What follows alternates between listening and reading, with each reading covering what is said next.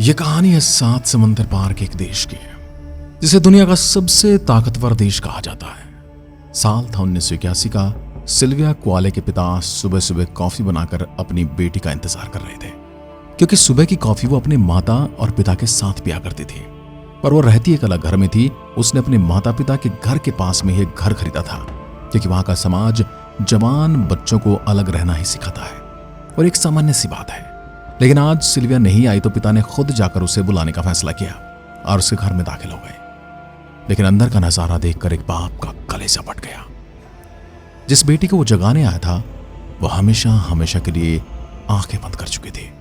दोस्तों, ये कहानी एक 34 साल की लड़की की है, जिसका उसी के घर में खून हो जाता है। सुबह फॉरेंसिक वाले आते हैं और कई सारे एविडेंस जमा कर ले जाते हैं। फिर साल बीतते गए, लेकिन खूनी का पता 40 साल तक नहीं चल पाया। लेकिन एक कोका कोला की कैन ने कुछ ऐसा कमाल कर दिखाया कि 40 साल पुराना केस 40 घंटे में सॉल्व हो गया। दोस्तों, ये कहानी अमेरिका के एक स्टेट कोलोराडो की है, जहां एक ऐसी घटना घटी जिसने हर किसी के होश उड़ाकर रख दिए। ये बात है 1981 की। 34 साल के सिल्विया कुआले एक आर्किटेक्ट थे। इतिहास पढ़ना, इतिहास के नक्शे देखना, इतिहास की इमारतों से प्रेरणा लेना और नई इमारतों के नक्शे बनाना ही उसका काम था। साथ ही उसका वेडिंग केक बनाने का भी खुद का बिजनेस था। सिल्विया कुल मिलाकर एक इंडिपेंडेंट लड़की थी और फाइनेंशियली स्टेबल होने के बाद उसने अपने पेरेंट्स के पास ही खुद का एक घर खरीद लिया था, जहां वो अकेला रहा करती थी। लेकिन वो सुबह की कॉफी हमेशा अपने घर वालों के साथ पिया करती थी। उसी साल 1981 में 4 अगस्त को सुबह 8 बजे रोजाना की तरह सिल्विया के पापा कॉफी के लिए उसके घर जाते हैं। घर पर पहुंचते ही उन्हें काफी अजीब माहौल दिखाई देता है। घर का मेन दरवाजा खुला हुआ था। घर के पीछे वाले रास्ते का दरवाजा भी खुला था। जैसे उसके फादर उसके घर के अंदर जाते हैं, सिल्विया लिविंग और बेडरूम के बीच में पड़ी हुई थी। खून से लथपथ सिल्विया को देखकर उसके पापा अंदर जाते हैं और वो देखते हैं इसके बदन पर एक भी कपड़ा नहीं था। सिल्विया के दोनों हाथ उसी की शर्ट से बंधे हुए थे और उसके मुंह पर टॉवल पड़ा हुआ था। टॉवल हटाने पर उसके पापा ने देखा उसके सर में गोली लगी है। इतना ही नहीं, उसके चेस्ट पर भी चाकू से कई बार हमला किया गया था। वो सिल्विया को पास पड़े टॉवल से कवर देते हैं। इसके बाद पुलिस और एम्बुलेंस को कॉल करने के लिए वो फोन के पास जाते हैं। उसमें मोबाइल बहुत ही कम लोगों के पास थे, तो ज्यादातर घरों में मोबाइल फोन था ही नहीं और लोग लैंडलाइन फोन का इस्तेमाल ही किया करते थे। फोन के पास पहुंचकर उन्होंने देखा कि लैंडलाइन का तार पहले से ही काटा जा चुका है। पुलिस आने वाले को कहती है कि उनकी बेटी की बॉडी बिना कपड़ों की थी। सिल्विया की बॉडी को पोस्टमार्टम के लिए भेजा जाता है, जिसके बाद फॉरेंसिक डिपार्टमेंट वाले उसके घर की पूरी छानबीन करते हैं। इस दौरान वो देखते हैं कि बेडरूम की विंडो को तोड़ने की कोशिश की गई, लेकिन खिड़की ज्यादा मजबूत होने की वजह से टूट नहीं पाई। बाथरूम में भी एक बड़ी खिड़की पूरी तरह से टूटी हुई थी। उसी खिड़की से निकलकर रास्ता सीधे झाड़ियों में जाता है। सबूतों को जमा करने के लिए वो झाड़ियों में भी जाते हैं और वहां 6 फीट दूरी पर उन्हें टूटी हुई खिड़की के कुछ कांच मिलते हैं। सिल्विया की बॉडी भले ही ड्राइंग रूम और बेडरूम के फर्श पर मिली थी, लेकिन सिल्विया के बेडरूम में बहुत सारा खून फैला हुआ था। बेड के पास पुलिस को खून से लथपथ एक चाकू भी मिला। सारे सबूतों की जांच के साथ पुलिस सिल्विया के घर वालों से भी बातचीत करती है।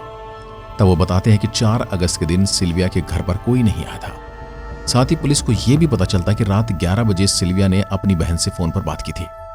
इससे यह तो साबित हो जाता है कि रात 11 बजे तक सिल्विया ठीक ठाक थी और फोन भी चालू था। उसका फोन मर्डर के बाद ही काटा गया है। यह हो सकता है कि सिल्विया उस समय तक जीवित रही हो जब वो भागा हो वहां से, इसलिए फोन के तार काटकर भाग गया ताकि कहीं से सहायता ना मांग ले या किसी को उसके बारे में ना बता दे। सिल्विया की पोस्टमार्टम रिपोर्ट आती है, जिसमें कॉज ऑफ डेथ 2 थे। जिसमें पहला उसकी चेस्ट पर 3 बार चाकू से हमला किया गया था, जिसकी वजह से उसके हार्ट और लंग्स दोनों में गहरी चोटें आई थी और बहुत ज्यादा खून बहने की वजह से सिल्विया की मौत हुई। सिल्विया की मौत का दूसरा कॉज था माथे पर लगी गोली। साथ ही साथ उसके साथ सेक्सुअल असॉल्ट भी हुआ था। पोस्टमार्टम में यह भी पता चलता है कि सिल्विया ने अपने आप को बचाने की काफी कोशिश की थी और खुद को बचाने की कोशिश में सिल्विया के बहुत सारे नाखून टूट गए थे।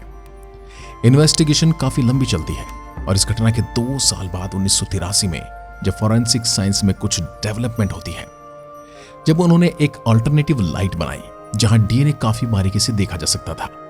आखिरकार 1983 में सिल्विया की बॉडी पर, टॉवल पर, पिलो, शर्ट और अन्य सबूतों पर किसी और के डीएनए की पहचान हुई थी। यह डीएनए इतने कम अमाउंट में था कि उसके चीजों से हटाकर मैचिंग के लिए भेजना संभव नहीं था। समय बीतता गया और समय के साथ साथ साइंस भी तरक्की करता गया। साल 2000 जब सीबीआई उस डीएनए को डेवलप कर पाया और वो एक आदमी का डीएनए निकला। सीबीआई उसे मैच करने के लिए कंप्यूटर सिस्टम में डालती है, लेकिन वो किसी भी अपराधी के रिकॉर्ड से मैच नहीं होता। 2020 तक ये डीएनए किसी भी डेटाबेस में किसी से मैच नहीं करता है। अब साल आया 2020, जब एक कंपनी सामने आई, यूनाइटेड डेटा कनेक्ट, जो हेल्थ रिलेटेड रिसर्च के लिए लोगों का डीएनए सैंपल अपने डेटाबेस में सेव्ड रखती थी।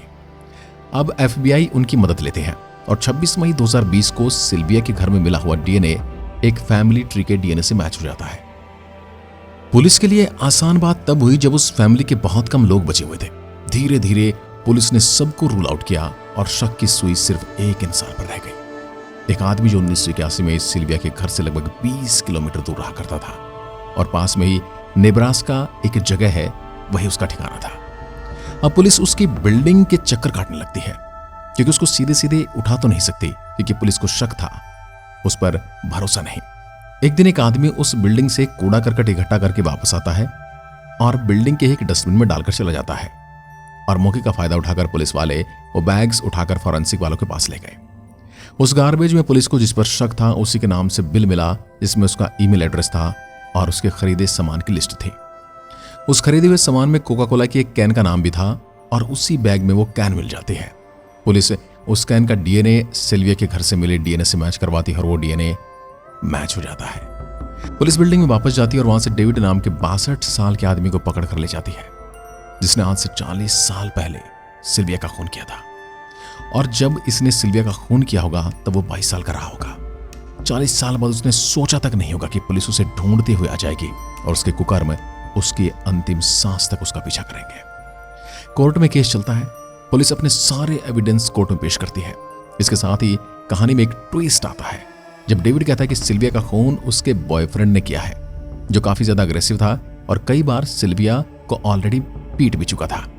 इस बात की जानकारी सिल्विया की फैमिली को भी थी और सिल्विया के घर वह अपनी मर्जी से आता जाता था।